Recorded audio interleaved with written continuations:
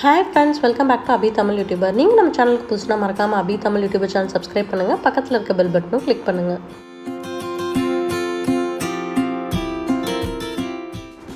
இன்னைக்கு ஒரு டிஃப்ரெண்ட்டான vlog தான் பார்க்க போறோம். தோட்டத்து விருந்து vlog. எங்கள் அம்மா அப்பா வந்து எங்கள் எல்லாத்தையுமே வந்து தோட்டத்துக்கு இன்வைட் பண்ணியிருந்தாங்க. ஸோ சாட்டர்டே ஈவினிங் ஒரு 6 o'clock போலவே நாங்கள் எல்லாருமே கிளம்பி பழனிக்கு போயிட்டோம். நான் எங்கள் மதர்-இன்-லா, ஃபாதர்-இன்-லா, என் ஹஸ்பண்ட் எல்லோரும் சேர்ந்து. ஸோ நாங்கள் எல்லாருமே வந்து ஒன்றா சேர்ந்து மீட் பண்ணி ரொம்ப நாள் ஆச்சு அப்படின்னு சொல்லிட்டு அம்மா அப்பா வந்து எங்கள் எல்லாத்தையுமே வந்து இன்வைட் பண்ணியிருந்தாங்க. ஸோ எல்லாருமே வந்து நாங்கள் கிளம்பி போயிட்டோம். சாட்டர்டே நைட் வீட்டில் ஸ்டே பண்ணிவிட்டு நெக்ஸ்ட் டே மார்னிங் பார்த்திங்கன்னா ஒரு 6:30 இருக்கும். அப்போ தான் நாங்கள் வந்து கிளம்பி தோட்டத்துக்கு போனோம். ஸோ இன்றைக்கி ஃபுல் டே வந்து தோட்டத்திலே ஸ்பெண்ட் பண்ணலாம் அப்படின்னு சொல்லிட்டு.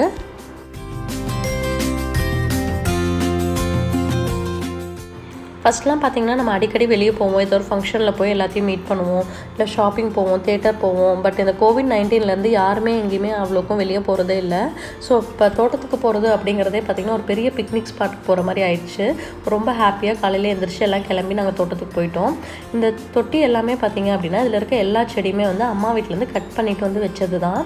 1 வீக்கில் பார்த்திங்கன்னா நல்லா வேர் பிடிச்சி சூப்பராக தளைஞ்சிருச்சு. இந்த பாட்ஸ் எல்லாமே பார்த்திங்க அப்படின்னா ஹோல்சேல் ஷாப்பில் வாங்கினீங்க அப்படின்னா சின்ன பாட்ஸ் எல்லாம் 40 rupees, பெரிய பாட்ஸ் எல்லாமே வந்து 70 rupees அந்த மாதிரி வரும். ஸோ தோட்டத்துலேருந்தே மண் எடுத்து வீட்டில் இருக்க எல்லா செடியுமே கொஞ்சம் கொஞ்சமாக கட் பண்ணி வச்சோம். சில பிளான்ட்ஸ்லாம் பார்த்திங்கன்னா கட் பண்ணி வச்சாலே ஈஸியாக வந்துடும். ஸோ இந்த மாதிரி கட் பண்ணி எல்லாம் வந்து க்ரோ பண்ணிகிட்ருக்கோம். நம்ம ஹட்டுக்கு முன்னாடி அழகாக டெக்கரேட் பண்ணலாம் அப்படின்னு சொல்லிட்டு. தோட்டத்துக்கு வந்து புதுசாக 2 டாக்ஸ் வந்திருக்கு, ராஜபாளையம்லேருந்து. மேல் ஒன்று, ஃபீமேல் ஒன்று. ஸோ ஆதவும் அவங்க டேடியும் வந்து இன்ட்ரெஸ்டிங்காக அதை வச்சு விளாண்டுட்ருக்காங்க.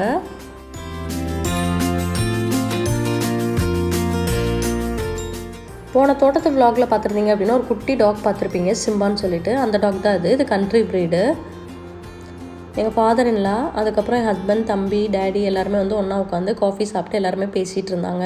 ஸோ நிறைய பேர் வந்து ஃபாதர்-இன்-லாவை பார்க்கணும், மதர்-இன்-லாவை பார்க்கணும்னு சொல்லியிருந்தீங்க. ஸோ இந்த vlogல அவங்க 2 பேருமே வருவாங்க.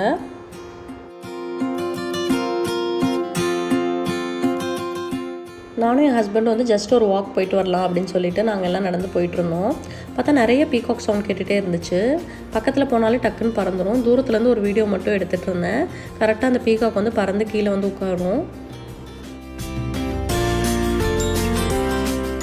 எங்கள் தோட்டத்துக்குள்ளேயே பார்த்திங்கன்னா பக்கத்துலேயே வந்து வேறு 2 பேர்த்தோட தோட்டமும் இருக்குது. ஒரு தோட்டத்தில் பார்த்திங்கன்னா ஃபுல்லாகவே தென்னை மரம் இருக்கும். இன்னொருத்தவங்க தோட்டத்தில் பார்த்திங்க அப்படின்னா பவுல்ட்ரி ஃபார்ம் வச்சுருப்பாங்க. ஸோ நிறைய கோழி இங்கே இருக்கும்.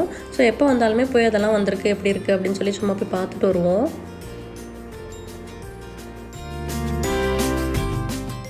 அப்பா வந்து ஃபுல் அண்ட் ஃபுல் வந்து நாட்டுக்கோழி மட்டும் வளர்த்தலாம் அப்படின்னு சொல்லி பிளான் பண்ணியிருக்காங்க. ஸோ அதெல்லாம் பண்ணும்போது உங்களுக்கு கண்டிப்பாக நான் வீடியோவில் காட்டுறேன்.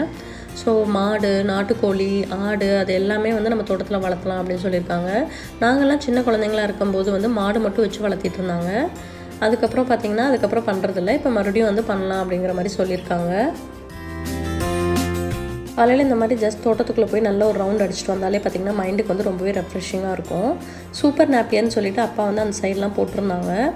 அது என்ன அப்படின்னு பார்த்திங்கன்னா ஒரு கிராஸ் வெரைட்டி தான். மாடுக்கு வந்து ஃபுட்டர் மாதிரி. ஸோ இதில் பார்த்திங்கன்னா நிறைய ப்ரோட்டீன் இருக்கும். ஸோ மாடு வாங்குறதுக்கு முன்னாடி அதை வளர்த்தி வச்சுட்டு அதுக்கப்புறம் மாடு வாங்கினா தான் நம்ம கரெக்டாக அதை போடுறதுக்கு வந்து கரெக்டாக இருக்கும் அப்படின்னு சொல்லிட்டு இதுதான் அந்த சூப்பர் நாப்பியர்.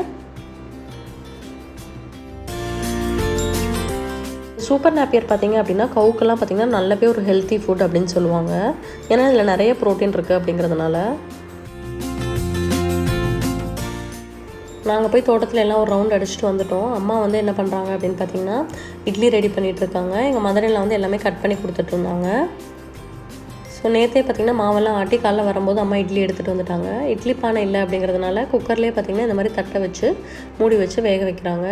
ஸோ இன்றைக்கி மார்னிங் பிரேக்ஃபாஸ்ட்டுக்கு இட்லி, சிக்கன் குழம்பு, அதுக்கப்புறம் பார்த்திங்கன்னா ஆம்லேட், இதெல்லாம் தான் இன்றைக்கி நாங்கள் பண்ணியிருந்தோம்.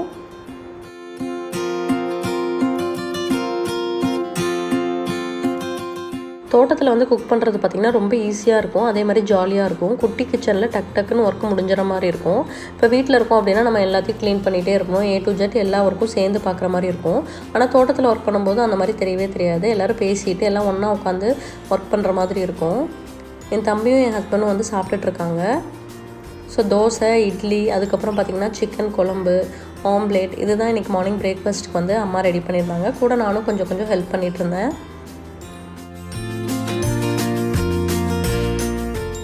பிரேக்ஃபாஸ்ட் சாப்பிட்றதுக்கு எங்கள் டேடியும் ஃபாதர்-இன்-லா 2 பேரும் வந்து ஜாயின் பண்ணிட்டாங்க. மதர்-இன்-லாவும் அம்மாவும் உட்காந்து சாப்பிட்டுட்ருக்காங்க. எல்லாருமே சேர்ந்து வந்து பிரேக்ஃபாஸ்ட் சாப்பிட்டுட்ருக்காங்க. ஸோ எப்போ கேமரா எடுத்தாலுமே எங்கள் மதர்-இன்-லா வந்து ஓடிடுவாங்க. ஸோ இப்போயுமே அவங்களுக்கு தெரியாமல் தான் எடுத்துகிட்ருக்கேன். அதுக்குள்ளே அம்மா சொல்லிட்டாங்க. ஸோ எப்போ கேமரா கையில் இருக்கிறத பார்த்தாலும் எந்திரிச்சு ஓடிடுவாங்க. நிறைய பேர் கேட்பீங்க, ஏன் உங்கள் மதர்-இன்-லாவை காட்டுறதே இல்லை அப்படின்ட்டு. அவங்களுக்கு அவ்வளோக்கும் இன்ட்ரெஸ்ட் இல்லை, அதனால் நானும் ஃபோர்ஸ் பண்ண மாட்டேன். ஆதவும் தாத்தா கூட விளாண்டுட்ருக்கான். சிம்பாவை தூக்கி தொட்டியில் விட்டு விளாண்டுட்ருக்காங்க. ஆதவுக்கு பெட்ஸ் வந்து ரொம்ப பிடிச்சிருச்சு. ஊருக்கு போகும்போது சிம்பாவும் கூட்டிகிட்டு போயிடலான்னு ஒரு பிளானில் தான் இருக்காங்க. தொட்டியில் தண்ணி விடாமையே வச்சுருந்தோம். தொட்டியில் தண்ணி விட்டால் ஈவினிங் வரைக்கும் தண்ணிக்குள்ளேயே ஆதோ விளாண்டுட்ருப்பாங்க அப்படின்னு சொல்லிட்டு ரொம்ப சில்லுன்னு இருக்கும் ஆற்றுலேருந்து வர தண்ணி அப்படிங்கிறதுனால. பட் ரொம்ப அடம் பிடிச்சனால கொஞ்சமாக அவனுக்கு மட்டும் ஓப்பன் பண்ணி விட்டோம். மண்புழு ஒரு தோட்டத்துலேருந்து வாங்கிட்டு வந்து விட்டதை வந்து வீடியோவில் பார்த்துருப்பீங்க. ஸோ அந்த மண்புழு பார்த்திங்கன்னா நிறைய குட்டி போட்டு நிறைய உரம் வருது. 10 days ஒன்ஸ் பார்த்திங்கன்னா நமக்கு நிறைய உரம் கிடைக்கும். நான் ஊருக்கு வரும்போதும் பார்த்திங்கன்னா என்னோடய செடிக்கு போடுறதுக்கு மண்புழு உரம் வீட்டுக்கு எடுத்துகிட்டு வந்துடுவேன்.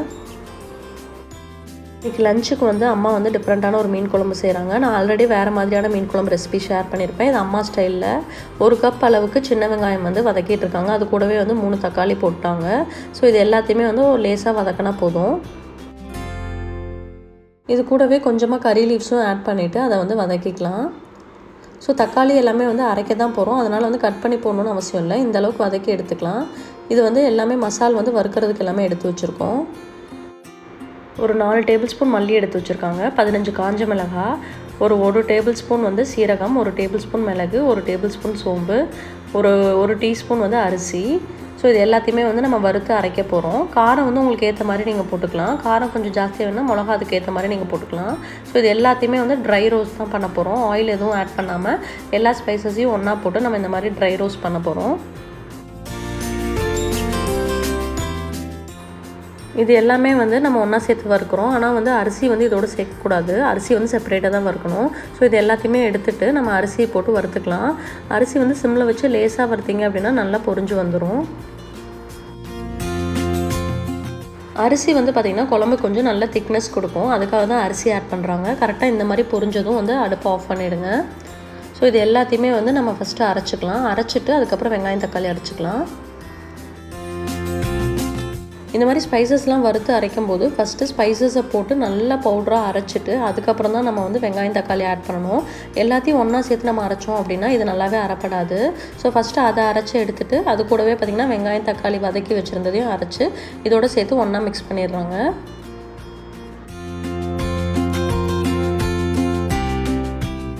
மீன் குழம்புக்கு புளி சேர்த்துக்கிட்டோம் அப்படின்னா நல்ல குழம்பு டேஸ்ட்டாக இருக்கும். ஸோ 2 லெமன் சைஸ் அளவுக்கு புளியை வந்து முதலே ஊற வச்சுட்டாங்க. அதை நல்லா கரைச்சி நம்ம அரைச்சி வச்சுருக்க மசாலாவோடு சேர்த்து நல்லா மிக்ஸ் பண்ணிடலாம்.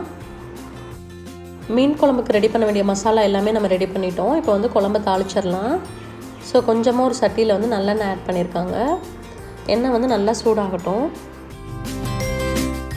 நீங்கள் வீட்டில் மீன் குழம்பு செய்கிற மாதிரி இருந்தால் மண் சட்டியில் செய்யுங்க. அது வந்து நல்லாவே டேஸ்ட் கொடுக்கும். தோட்டத்தில் எதாக இருந்துச்சு அப்படிங்கிறதுனால நாங்கள் இதில் செஞ்சோம். தாளிக்கிறதுக்கு 1 டீஸ்பூன் அளவுக்கு வெந்தயம் ஆட் பண்ணியிருக்காங்க. வெந்தயம் வந்து நல்லா பொரியட்டும். வெந்தயம் பொரிஞ்சதும் ஒரு 10 பூண்டு வந்து சேர்த்துக்கோங்க. மீன் குழம்புக்கு வந்து பூண்டு சேர்த்து தாளித்தோம் அப்படின்னா நல்ல ஒரு டேஸ்ட் கொடுக்கும். ஸோ பச்சை பூண்டு வந்து 10 போட்டு எண்ணெயோடு சேர்த்து நல்லா வதக்கிக்கலாம். இது கூடவே கொஞ்சமாக சின்ன வெங்காயமும் கறி லீவ்ஸும் சேர்த்து எல்லாத்தையும் ஒன்றா வதக்கிக்கலாம்.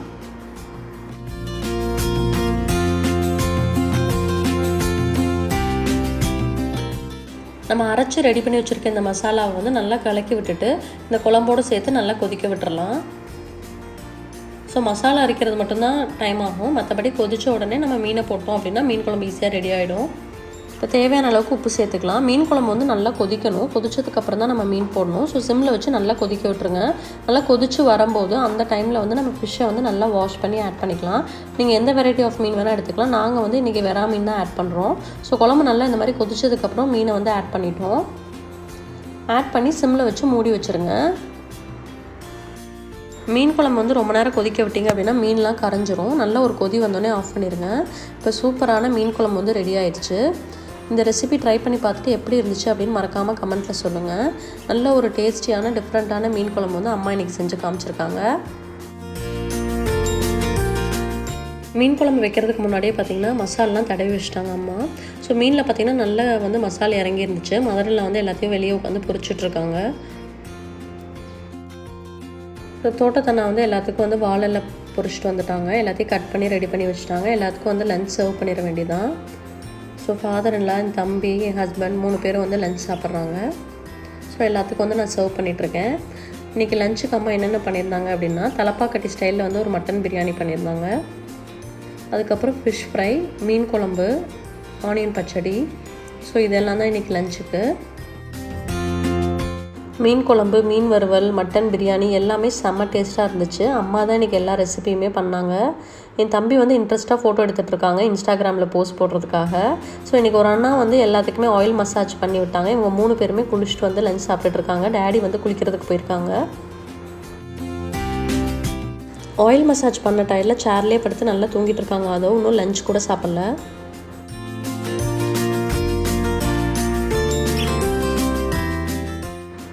இந்த பிளான்ட்டோட நேம் பார்த்திங்கன்னா ரங்கூன் பிளான்ட். இது வந்து நல்லா படர்ந்து வரும். அப்படியே ஹட் மேலே விட்டோம் அப்படின்னா மேலே ஃபுல்லாக அப்படியே பிங்க் கலரில் ஃப்ளவர் வரும். பார்க்குறதுக்கே ரொம்ப அழகாக இருக்கும். ஸோ நல்லா வேர் பிடிச்சி சூப்பராக வந்துருச்சு. அதுவும் அவங்க டேடியும் பார்த்திங்கன்னா சும்மா இங்கே வந்து வாக்கிங் போயிட்டு எல்லாம் தொட்டியெல்லாம் எட்டி பார்த்துட்டு இருந்தாங்க. ஸோ டைம் பார்த்திங்க அப்படின்னா 4:30 ஆயிடுச்சு. ஈவினிங் காஃபியும் ரெடி ஆயிடுச்சு. இன்றைக்கி பாதி நேரம் நான் vlog எடுக்கிறதே மறந்துட்டேன். ஸோ நாங்கள் எல்லாம் ஜாலியாக பேசிட்டு ரெஸ்ட் எடுத்துகிட்டு அந்த மாதிரி இருந்தோம். ஸோ அதனால தான் இந்த vlog வந்து பார்த்திங்கன்னா ரொம்பவே சின்ன vlog-ஆக இருக்கும். இந்த வீடியோ பிடிச்சிருந்துச்சுன்னா மறக்காமல் லைக் பண்ணுங்கள், ஷேர் பண்ணுங்கள், கமெண்ட் பண்ணுங்கள். இதோட இந்த vlog-ஐ முடிச்சுக்கிறேன். தேங்க்ஸ் ஃபார் வாட்சிங்.